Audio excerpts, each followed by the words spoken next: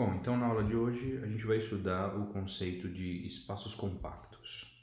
Então, primeiramente a definição: um espaço topológico X é dito compacto se cada subcobertura aberta de X admite uma subcobertura finita, ok? Então, vocês podem se lembrar aí da definição de espaços de Lindelof.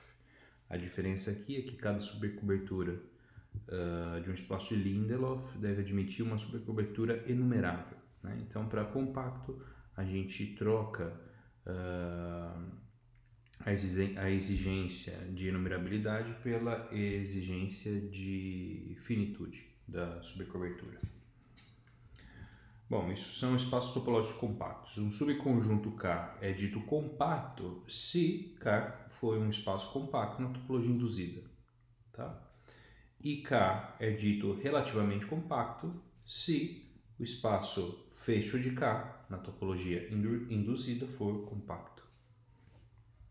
Então, alguns exemplos aí de espaços compactos, né? Então, em espaços euclidianos, subconjunto compacto é caracterizado por fechados e limitados, tá? Então, um subconjunto é compacto se somente se ele é fechado e limitado, ok?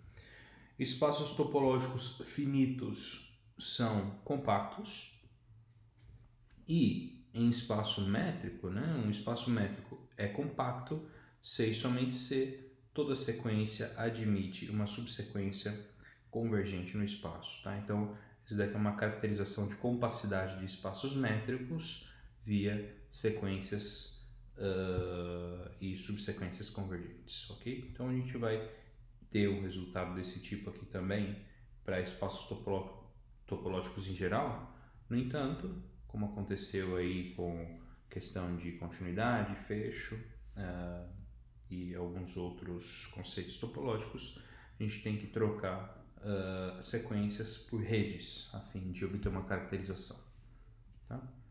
Bom, então para fazer essa caracterização a gente vai definir também um segundo conceito aí que vai estabelecer caracterização aí para conjuntos compactos, né? Então, seja X um conjunto não vazio, simplesmente um conjunto, aqui eu não preciso que ele seja um espaço topológico,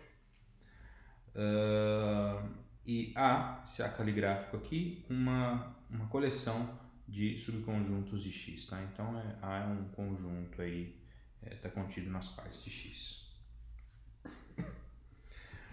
A gente diz que esse conjunto A satisfaz a propriedade da interseção finita, ok? Se para cada família finita F, caligráfico aí, contida em A, tivermos que a interseção de elementos dessa família finita é diferente de vazio, ok? Então, uma coleção de subconjuntos de X satisfaz a propriedade da interseção finita se para cada subcoleção finita desse conjunto A caligráfico, a gente tiver que a interseção de elementos dessa subcoleção finita é não vazia. Isso para qualquer subcoleção finita de A, ok? Muito bem. Então, primeiro teorema basicamente a gente vai demonstrar nessa aula, fornece aí três caracterizações para espaços compactos, tá? Então, seja X um espaço topológico não vazio, então são equivalentes às seguintes afirmações, né? Então, X é compacto se e somente se cada família de fechados de X com a propriedade de interseção finita tem interseção não vazia, tá? Se e somente se cada rede em X tem ao menos um ponto de acumulação, se e somente se cada rede em X admite uma subrede convergente, tá?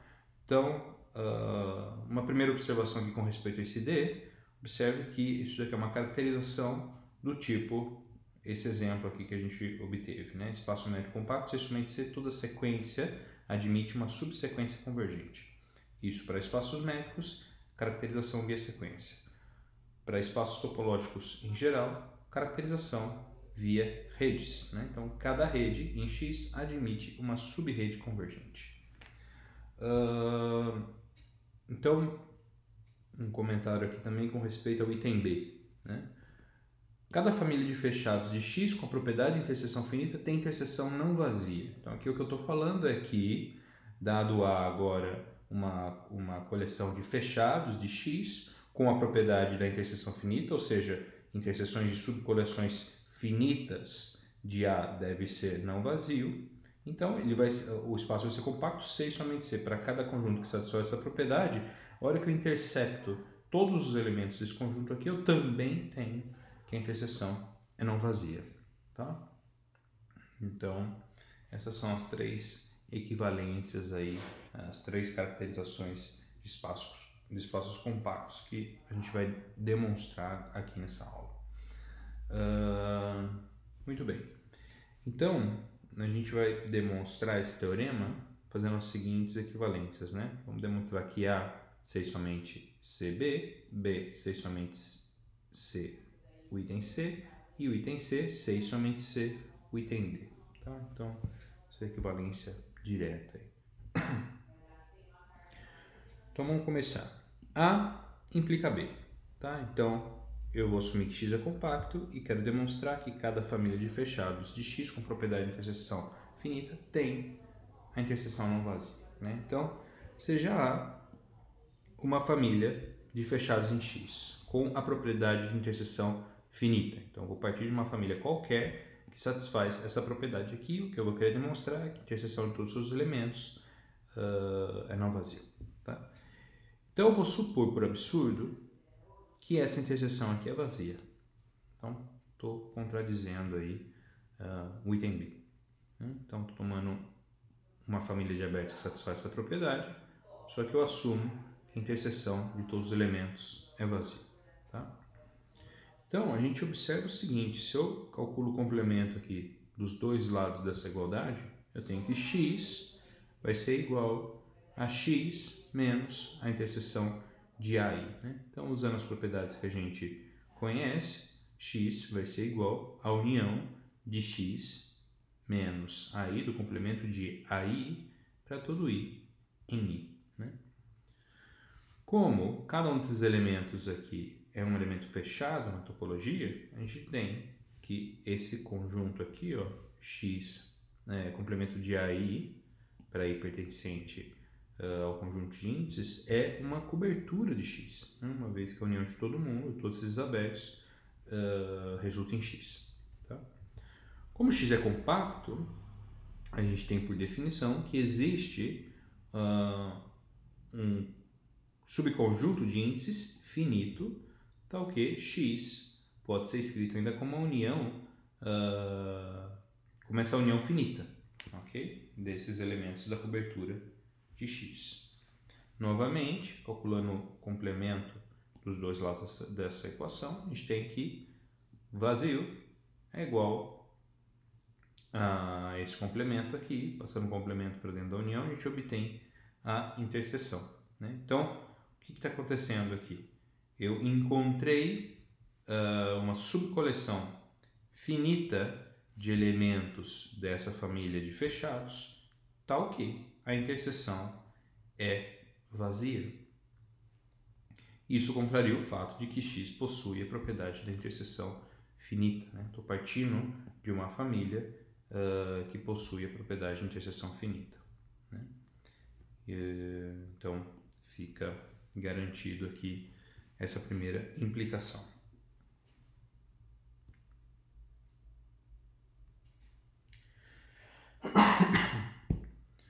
Bom, para a segunda implicação, B implica A, a gente vai demonstrar a contrapositiva. A gente vai demonstrar que não A implica não B, ok?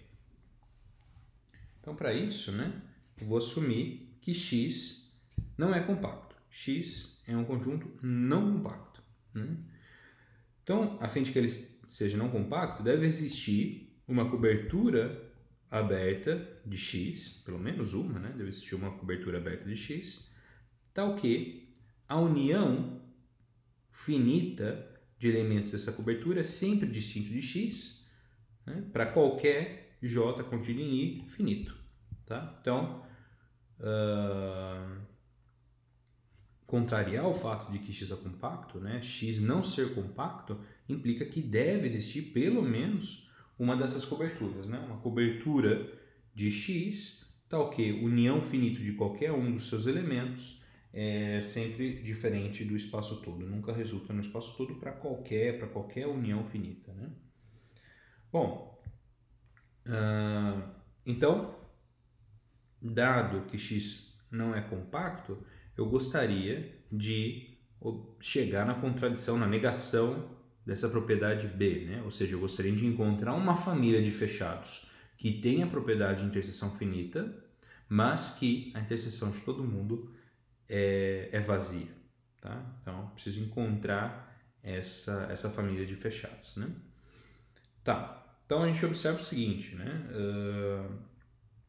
A interseção desses conjuntos aqui, né? Eu vou pegar essa família, essa subcoleção finita, que eu sei que a união é diferente de x, né?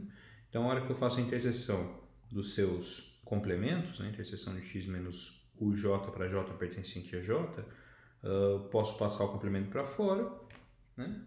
E como essa união é diferente de x, eu tenho que esse complemento é diferente do vazio.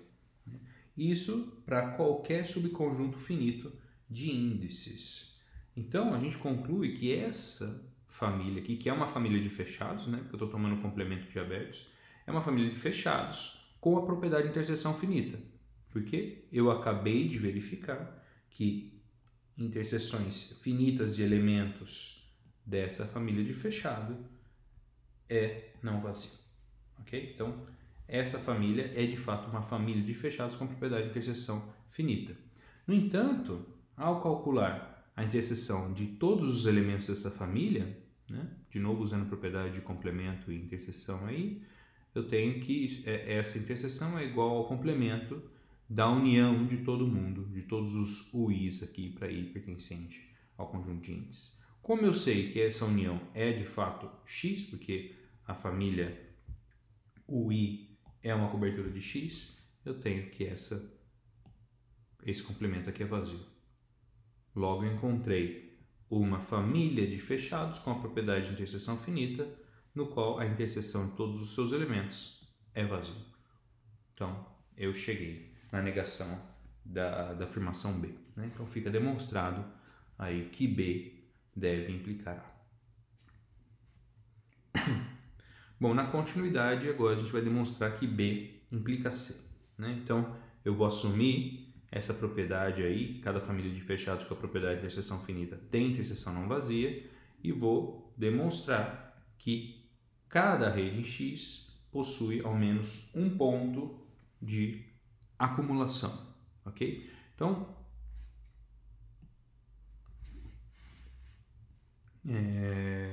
vamos retornar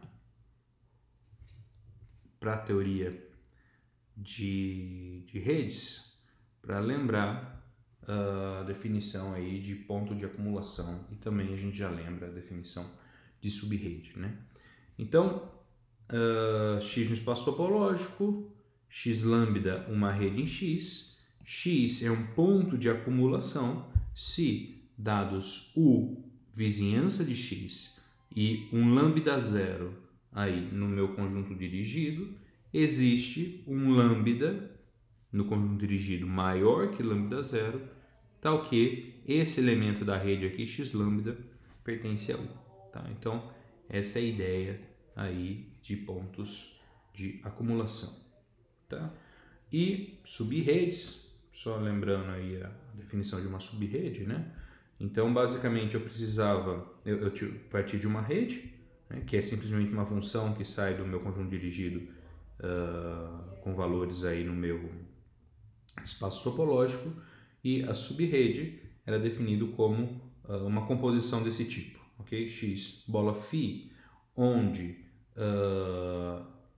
φ era uma função definida em M, sendo M um outro conjunto dirigido, φ crescente, né? Ou seja, Mi1 menor que Mi2 implica que feed Mi1 é menor que feed Mi2 e é cofinal, né? Então, dado lambda no meu conjunto dirigido inicial, tem que existir um Mi nesse conjunto dirigido novo aí, M, tal que lambda é menor ou igual que feed Mi.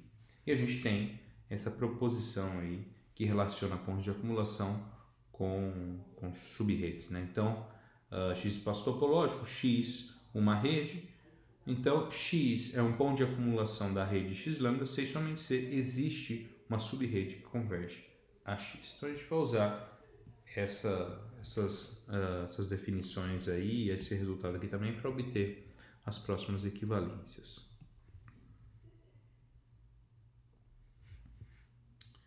Ok. Então, seja X lambda uma rede em X, e para cada lambda no conjunto dirigido lambda, eu vou definir esse conjunto aqui, ó. A lambda é igual ao conjunto de todos os elementos da rede xmi, tal que mi é maior ou igual a lambda, tá? Então, esse conjunto aqui fica bem definido, uma vez que lambda é um conjunto dirigido, né? Uma observação aqui também é que esse conjunto é um conjunto não vazio, né? Uma vez que lambda sendo um conjunto dirigido, dado um lambda minúsculo aqui, eu sempre consigo encontrar um mi que é maior que ele.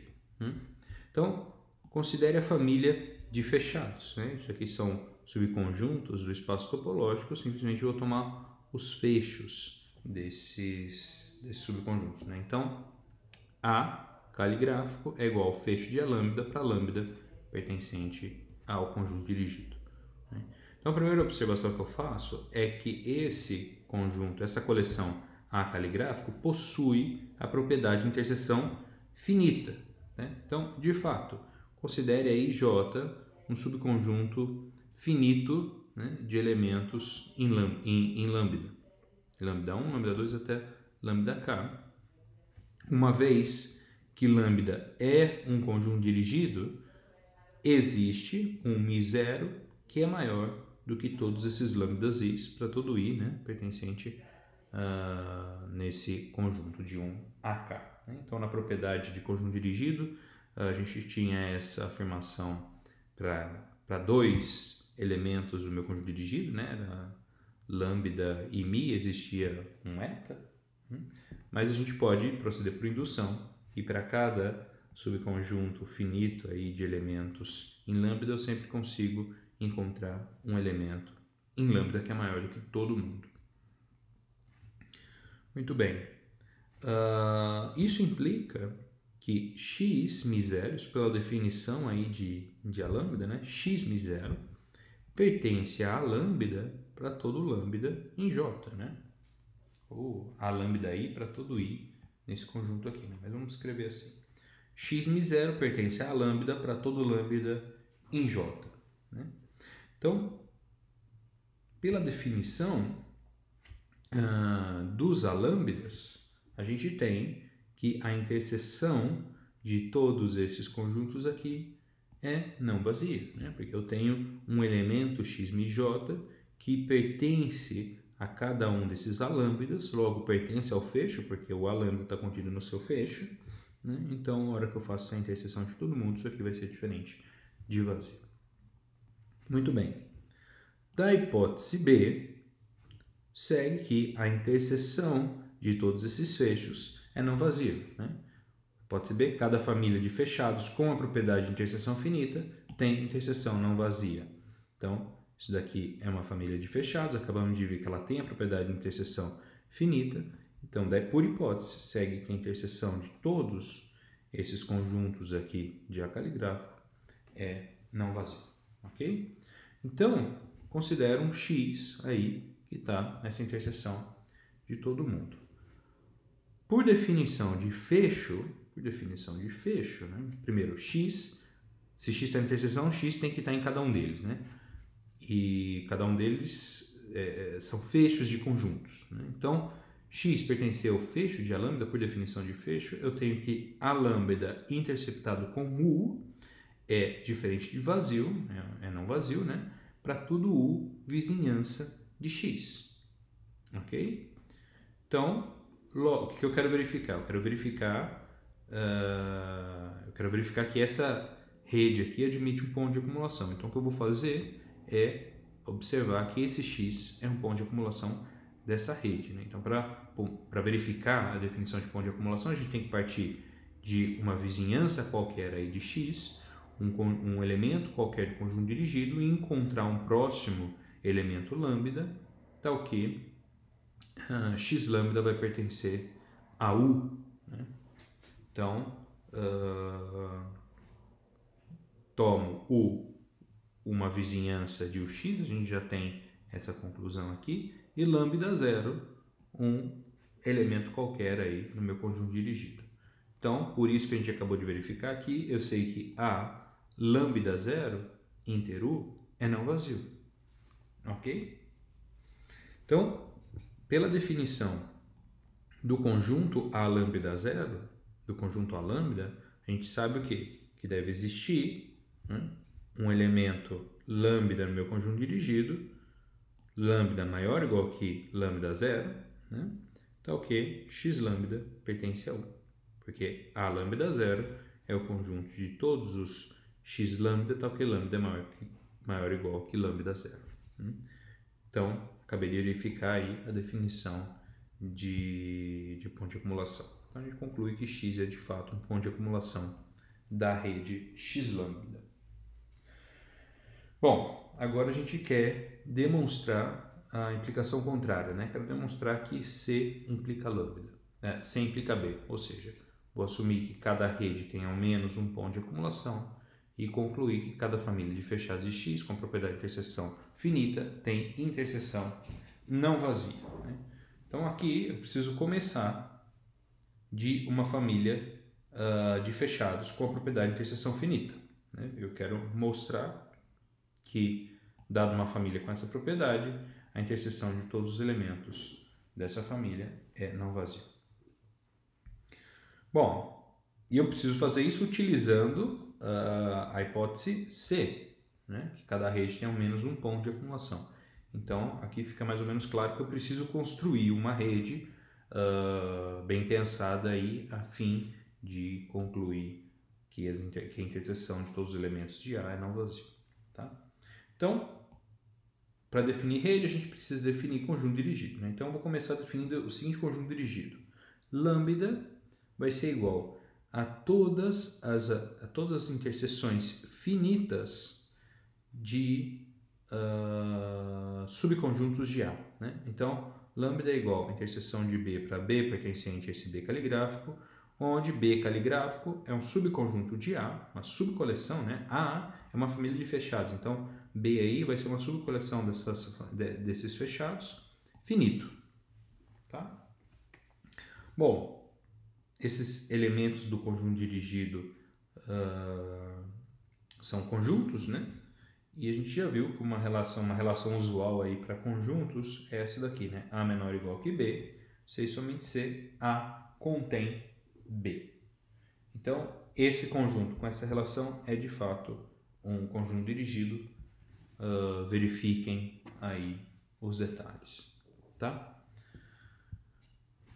Bom, eu sei que A satisfaz a propriedade de interseção finita. Como essas interseções aqui são todas finitas, cada um desses elementos aqui deve ser não vazio, tá? Então, se lambda aí, os conjuntos que são elementos do meu conjunto dirigido são conjuntos não vazios, tá? É isso que eu estou observando aqui.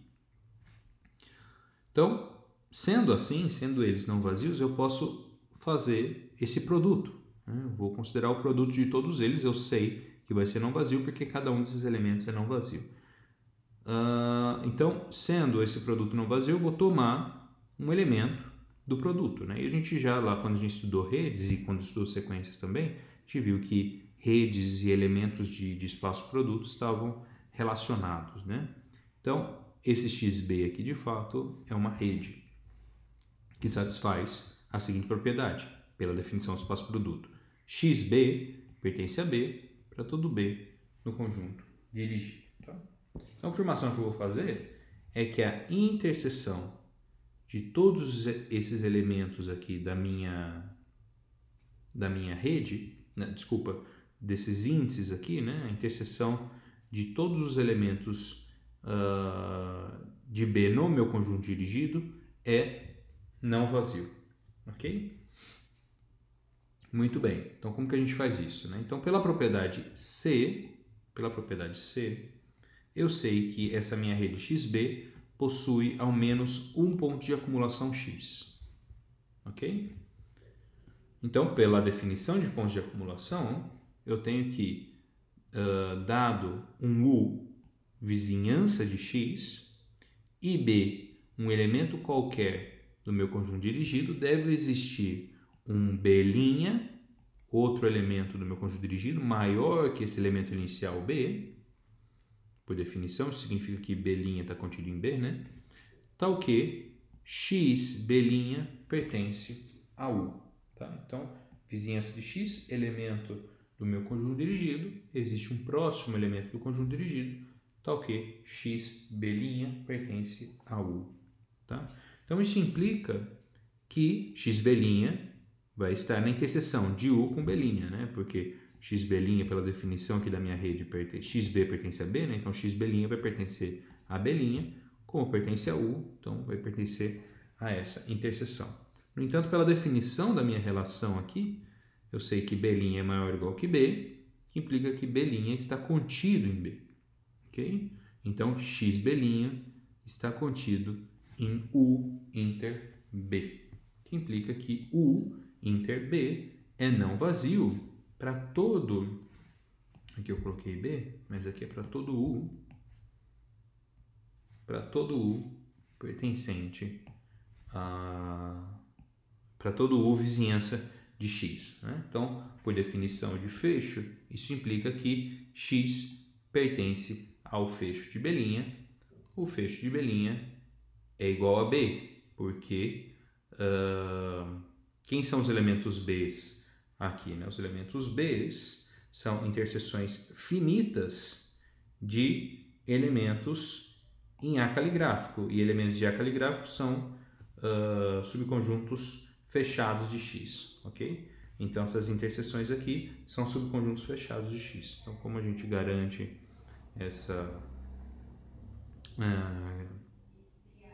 que X pertence ao fecho de B, né? Sendo B fechado, ele vai ser igual para o B. Isso para todo B no conjunto dirigido. Então, a gente tem que X pertence a essa interseção, logo essa interseção tem que ser não vazia. Ok? Então, aqui conclui a demonstração da afirmação.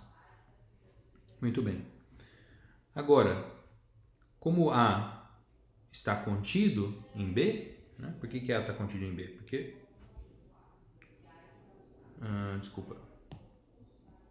aqui A está contido em lambda. Por que A está contido em lambda?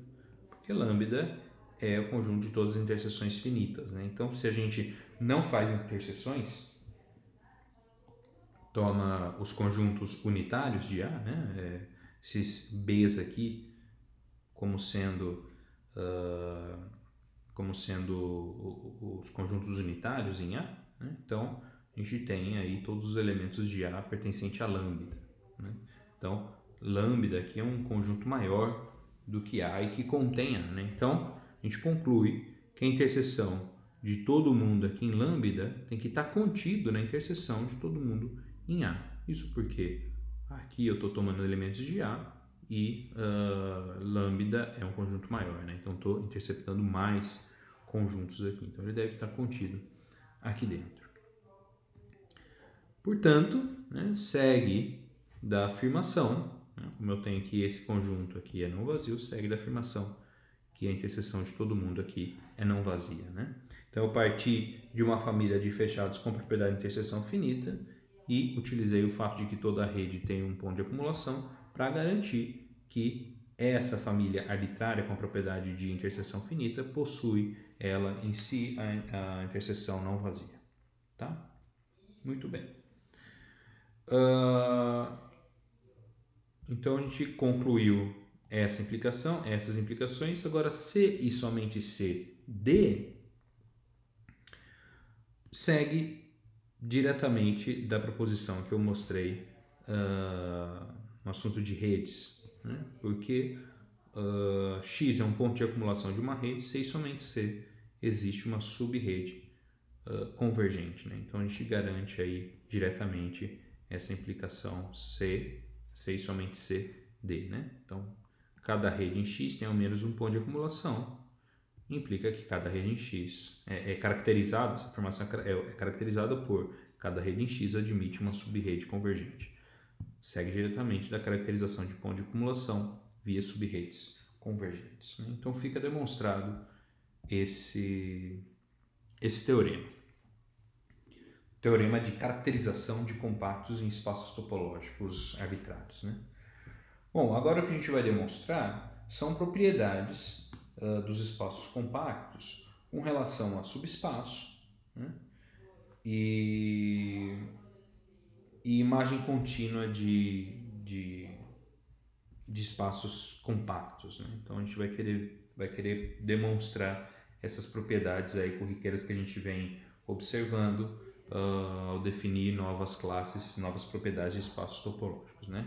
Então, a primeira proposição é: subespaço fechado de um espaço compacto é compacto, né? Então, compacidade não é uma propriedade que é hereditária para subespaço, né? Subespaço e espaço compacto não é necessariamente compacto, como acontecia com outras propriedades. Até T3, se eu não estou enganado, a gente tinha essa propriedade, essa hereditariedade da propriedade, né? A gente já tinha visto que para espaço normal isso não era válido, né? Subespaço normal de espaços normais não necessariamente era um espaço normal, né?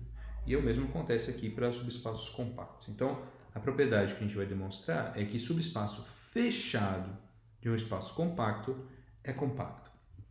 Então, seja S aqui um subespaço fechado de X e X compacto. Então, vou considerar o I uma cobertura aberta de S. Tá? Isso, cobertura aberta na topologia induzida, pela definição de subconjunto compacto. O subconjunto tem que ser compacto como subespaço. Tá? Então, a gente tem que... então, como isso daqui está na topologia induzida, cada um desses UIs é, na verdade, S interceptado com VI, onde VI, para cada I, são abertos de X. Tá? Então, eu vou construir agora uma cobertura de X. Note que S é fechado, isso implica que essa família... Aqui, desculpa, faltou uma união aqui. A união... Não, aqui não. Estou construindo aí uma família, né? Então, esses conjuntos unido com esse conjunto aqui, né? Então, estou adicionando um conjunto aí nessa coleção de abertos, é uma cobertura aberta de X. Por quê? Porque esses VIs aqui cobrem S e esse outro conjunto aqui vai cobrir o complemento de S, né? Como S é fechado, eu tenho que esse complemento é aberto, né? Então, essa nova família aqui é de fato uma cobertura aberta de X. Sendo ela uma cobertura aberta de X, eu consigo encontrar aí um subconjunto finito do meu conjunto de índices, né? Desses caras aqui, tal que essa nova família agora finita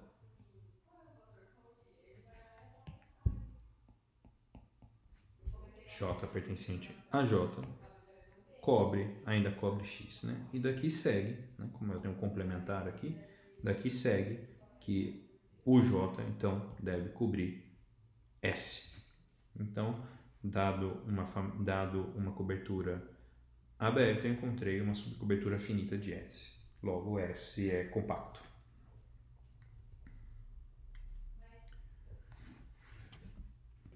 A próxima propriedade é uma propriedade um pouco diferente do que a gente vem demonstrando, né? A gente quer obter aí mais informações sobre subespaços de espaços compactos, né?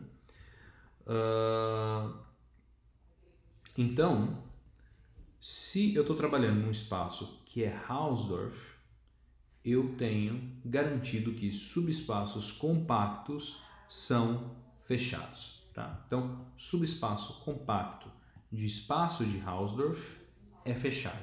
Isso nem sempre é verdade. Se a gente volta aqui no exemplo, né? Por exemplo, a gente tinha aqui, né? Espaços topológicos finitos são compactos. Então, suponha que a gente está num espaço topológico qualquer aí. Essa propriedade aqui fala que qualquer subconjunto finito de um espaço topológico é compacto, né? Em particular, os subconjuntos unitários, formados por um único elemento do espaço topológico.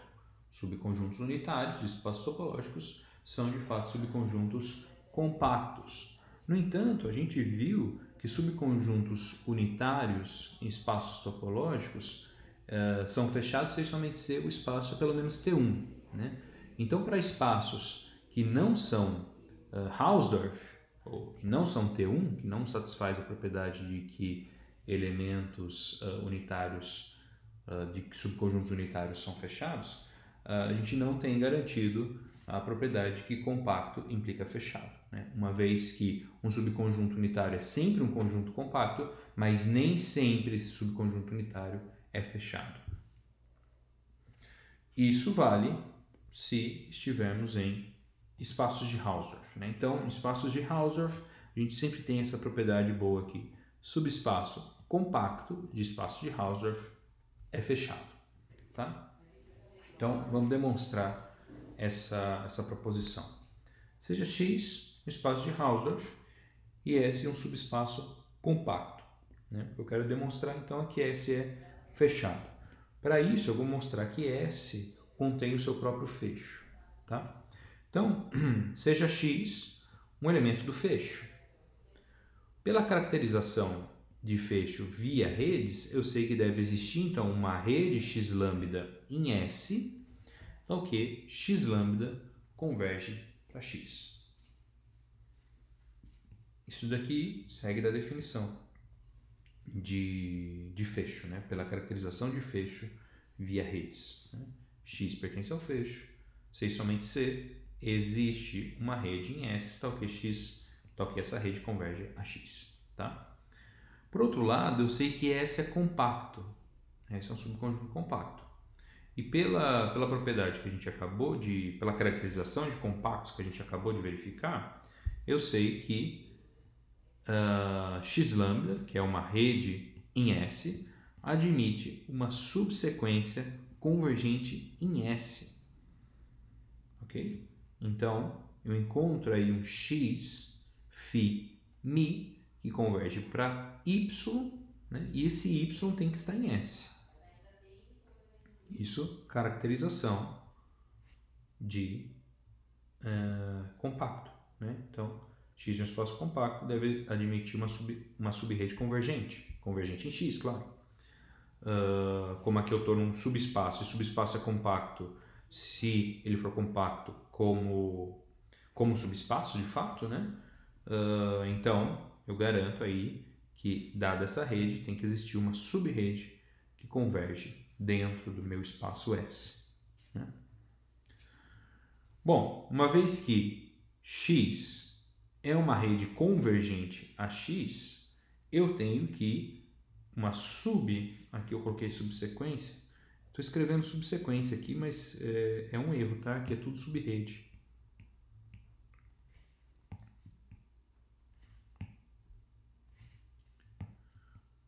Desculpem aí pela falha, subrede. Se tiver escrito subsequência em algum outro lugar, é rede. Bom, então como X é uma rede que converge a X, segue que as suas subredes também vão convergir a X, ok? Então, X Φ também converge a X.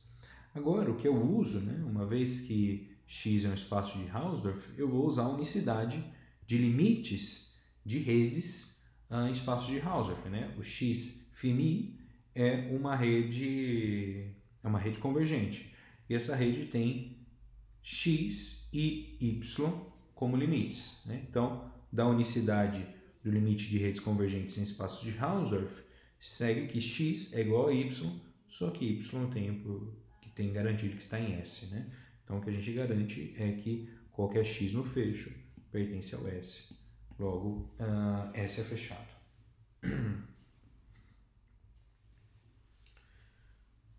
Bom, a última propriedade que a gente vai demonstrar tem uma outra propriedade que é um corolário, na verdade, dessa última aqui, né? Então, imagem contínua de espaço compacto é compacto, né? Então, se eu tenho x e y, dois espaços compactos, e f uma função contínua, eu quero mostrar que f de x é um subespaço compacto.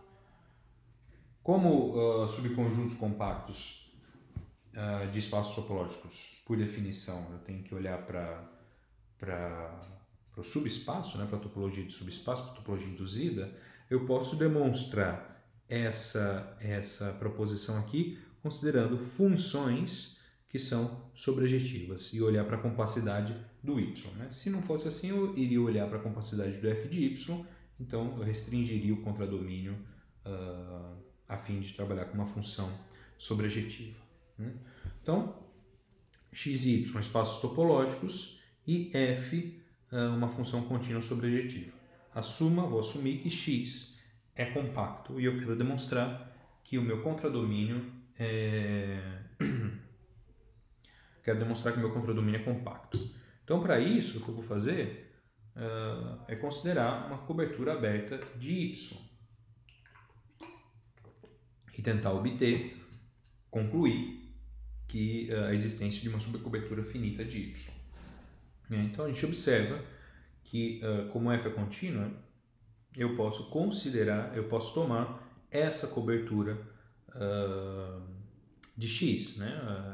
Fi menos 1 de Vi para I pertencente a I, né? Então, todos esses conjuntos aqui, essas imagens inversas de abertos por função contínua, são abertos em x, né? E que devem claramente cobrir todo o domínio, né? Uma vez que eu estou tomando aí a imagem inversa de todo y, né? Então, essa família aqui é uma cobertura aberta de x, que é compacto. Sendo x compacto, deve existir uma subcobertura finita de x, né? Então, existe ainda J contido em I finito, tal que x é igual a toda essa união, finita, né? Então, eu sei que da sobrejetividade, né? Y é igual a f de x é igual a essa união finita aqui. A gente tem a propriedade que a imagem da união é a união das imagens sempre, né? Então, f dessa união é a união dessas composições aqui, né? União finita de f bola f a menos 1 de vj. E uma vez que f é sobrejetiva, a gente garante que f bola f a menos 1 de v é igual a v. Tá? Então, eu escrevo y como sendo a união finita aí de elementos da minha cobertura, né? Então, aqui fica demonstrado que y é de fato compacto. Então, uma consequência desses resultados é o que eu coloquei em destaque aqui, que é bastante útil. Isso daqui é uma consequência topológica aí da propriedade de compacto que é bastante útil em diversas aplicações, não necessariamente aqui no curso de topologia, mas em diversos outros cursos aí, quando vocês estiverem trabalhando também, que é o seguinte, né? Função bijetora contínua de compacto em espaços de Hausdorff é sempre um homeomorfismo, né? Então tem que a função é bijetora e contínua, né? Então isso aqui em geral a gente como simplesmente a gente olha para a função, né, para demonstrar essas propriedades, eu não me preocupo de fato com a inversa, né? Então isso daqui em geral é uma propriedade mais fácil de se obter, né? Então agora, ao invés de estudar a inversa da função e tentar obter que ela é uma função contínua, né? Inverter a função e estudar a continuidade, eu posso simplesmente olhar para propriedades do espaço onde essa função está definida, né? Então, se o domínio for compacto e o contradomínio for um espaço de Hausdorff, então eu já tenho garantido também que a inversa dessa função é contínua, logo a função em si é um homeomorfismo. Então isso aqui é uma propriedade, uma consequência bastante importante aí, em espaços compactos. Então essa propriedade aqui, ela segue desse corolário dos resultados anteriores, né? Então, seja X um espaço compacto, Y um espaço de Hausdorff e F uma função contínua. Então, F é fechada. Se F é sobrejetora, eu tenho que F é uma aplicação quociente. E se F é bijetora, eu tenho que F é um homeomorfismo, né? Então, esse item C aqui é de fato isso que a gente escreveu aqui em cima, né? Então, aqui a única coisa que a gente tem que demonstrar é que F é fechado, né? Essas duas outras propriedades aqui seguem direto de propriedades que a gente já demonstrou aí nas aulas passadas, né? Eu vou comentar. Então, primeiro observar que F é fechado, né? Então, seja A um conjunto fechado em X que é compacto, né? Então, a gente já viu que conjuntos subespaços fechados em espaços compactos é compacto. Logo, A é um subconjunto compacto de X. Uma vez que F é contínua, a gente tem que a imagem de A é compacto em Y. Só que é compacto em Y, que é Hausdorff. Então, por isso que a gente demonstrou aqui, subespaço compacto de Hausdorff é fechado. Logo, F de A é um conjunto fechado. Tá? Bom, para verificar o B aqui, a gente sabe que a aplicação contínua sobrejetiva aberta ou fechada é a aplicação quociente, né? Então, que é justamente o que a gente tem aqui por A, né? Porque a F é uma aplicação fechada, que é contínua e sobrejetiva. Então, ela é uma aplicação quociente. Se vocês voltarem na aula de espaços quocientes, vocês vão ver que a gente demonstrou essa proposição lá, né? Muito bem. Agora para o item C, né? F ser bijetora, F ser bijetora implica que ela é inversível, né? E F ser fechada pelo item A implica que F menos 1 é contínuo.